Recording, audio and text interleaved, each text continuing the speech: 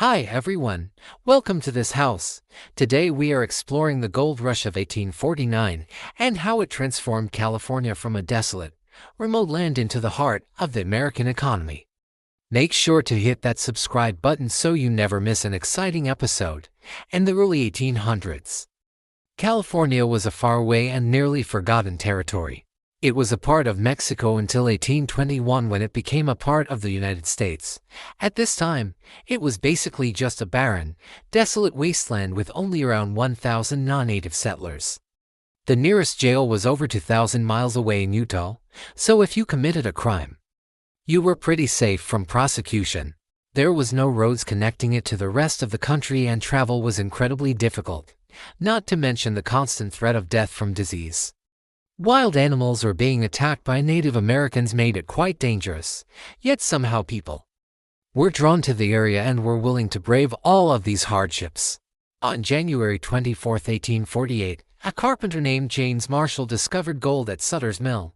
He immediately reported his findings to his boss, John Sutter, who tried to keep the news a secret in order to protect his land claim, but word got out anyway. Newspapers announced the discovery, and the impact would be felt halfway across the world. By the end of the year, over 3,000 people had arrived in California searching for gold. They came from all over, including Chile, China, Germany, France, England, and Mexico. And they were all commonly referred to as gold diggers or more specifically 49ers since most arrived in 1849. At first, most of them headed straight for the area where Marshall made his discovery along the American River. But after a few months, most had struck out, with nothing but disappointment. There simply wasn't enough gold to go around.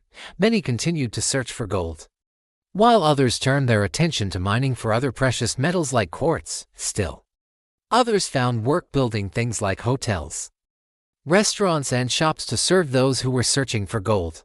All of this caused the population of California to boom. But while many people were getting rich, others were not so lucky.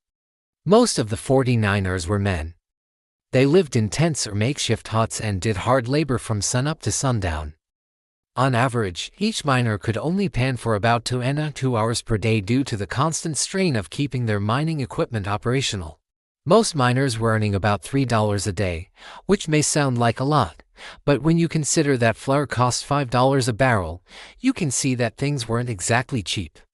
This meant that most miners were living paycheck to paycheck just trying to stay afloat. The women who did come out to California during the gold rush fared even worse. They were primarily wives of miners and didn't have much to do during the day, and like the men, they weren't allowed to pan for gold on public lands. So instead they often sold what little possessions they had brought with them, then eventually resorted to cooking and cleaning for the miners in exchange for room and board. Although the gold rush began to dwindle by 1852, people continued to pour into California. To this day, we don't know exactly how much gold was mined during this time period. But we do know that it was worth an estimated $2 billion in today's money.